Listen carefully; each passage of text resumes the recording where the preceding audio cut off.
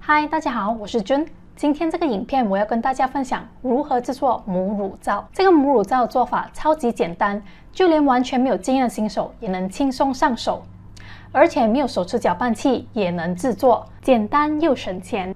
我知道各位母乳妈妈在收集母乳的过程中是很辛苦的，要忌口，要熬夜，还要一次次忍受乳腺阻塞带来的痛苦，最终才挤出那些珍贵的母乳。所以为了不让你浪费那么珍贵的母乳，在开始制作前，我有5个重点需要告诉你们，你们一定要看完，因为这是关于到你在制作过程中的安全性和是否能成功顺利的制作出母乳皂。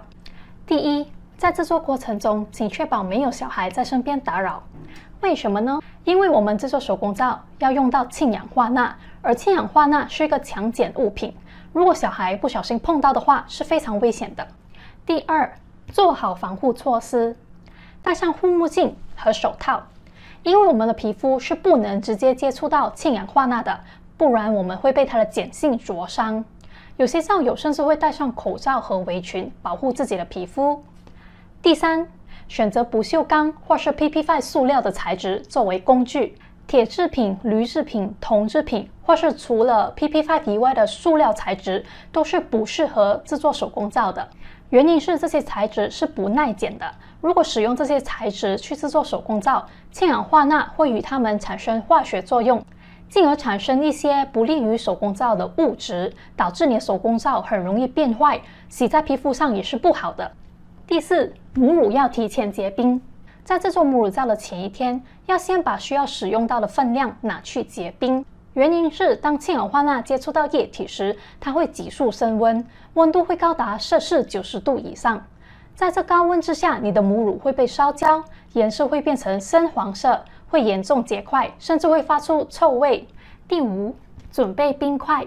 由于碱液的温度会上升到很高，所以只是母乳拿去结冰是不足够的，我们还需要用到冰水帮助降温，这样溶出来的母乳碱液才能又白又美。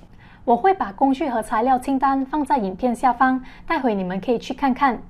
在影片结尾，我会再告诉你们3个很重要的 tips， 所以你们一定要看到最后。那我们现在就马上开始制作吧。准备一个稍大的盆，放入冰块或结冰的水袋，加入自来水，把母乳冰浸泡在冰水里，拿出一勺氢氧化钠，加入母乳冰，轻轻的搅拌，注意不要一次性加太多或是加得太快，不然温度也会快速上升。等上一勺融化大约78%后，才加入下一勺。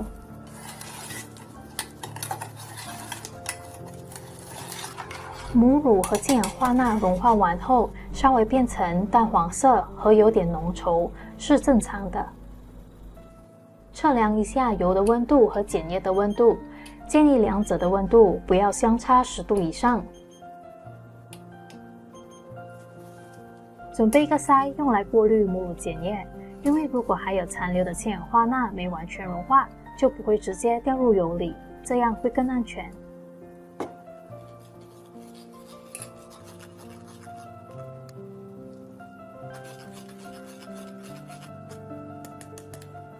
融化完后，把剩下的渣丢掉。接下来就用打蛋器不断搅拌至 trace 就能入模了。要注意搅拌速度不能太慢，不然有可能因搅拌不足或搅拌不均匀而导致松糕或其他问题出现。保持轻快的速度搅拌大约15至20分钟，累的话可以换个手继续搅拌。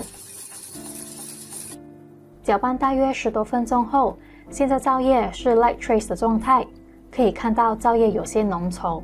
拿起一些皂液划痕看看，可以看到一些浅浅的痕迹，可是落入皂液里却很快下沉消失了。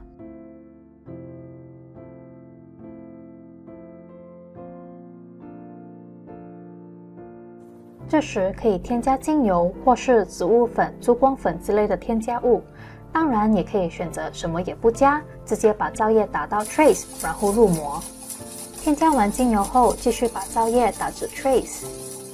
现在皂液已经 trace 了，我拿起一些皂液划痕，可以明显看到皂液痕迹停留在皂液表面上，这个就是 trace 的状态。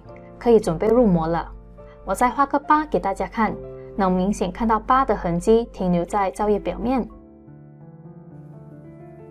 其实这个手工皂配方是我特别设计给没有搅拌器的皂友们的，所以手打约15至20分钟就能 trace， 而并不是所有手工皂配方都能那么快的 trace。当然，时间也会因每个人的手速而有所不同。还有许多手工皂的配方，纯手打的话，其实是需要好几个小时的。而那些配方，我会建议使用搅拌器辅助，不然就打得太累了。乳皂可以选择不保温，可是如果是在冬天的话，还是建议用保温箱进行保温。由于马来西亚天气炎热，所以我只是放入保纸箱里。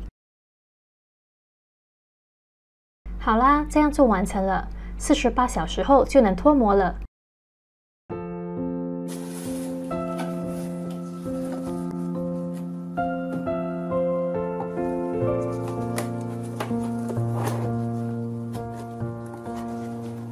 造型膜只要轻轻把皂推出来就行了。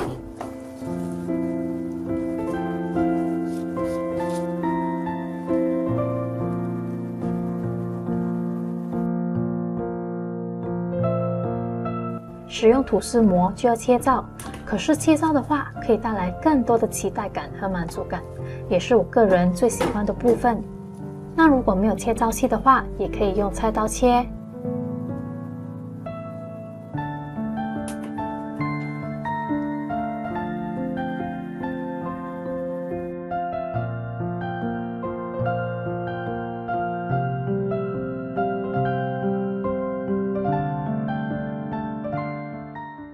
那现在我要告诉你们3个很重要的 tips。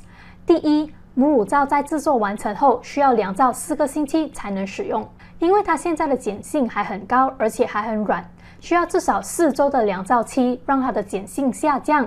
多余的水分蒸发以后，你的母乳皂就会变得又温和又耐用。第二，如何凉皂？你们可以把它放在篮子里、盘子上或是架子上都可以。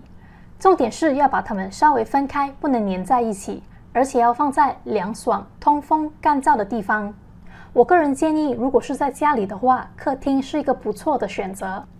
第三，要避免的地方，手工皂是没有防腐剂的，所以在存放的时候，我们要避免放在潮湿、闷热或是太阳直接照射到的地方，不然的话，手工皂会很快变坏，也不耐放。如果你需要购买材料，欢迎到我的网站 soapoftheday.com.my 购买。如果你觉得这个影片对你有帮助，有学习到一点知识的话，请给我这个影片点个赞，欢迎订阅我的频道和打开小铃铛。如果你还有疑问，可以在影片下方留言，我会尽量回复你们每一个问题。感谢你的观看，我们下个影片见。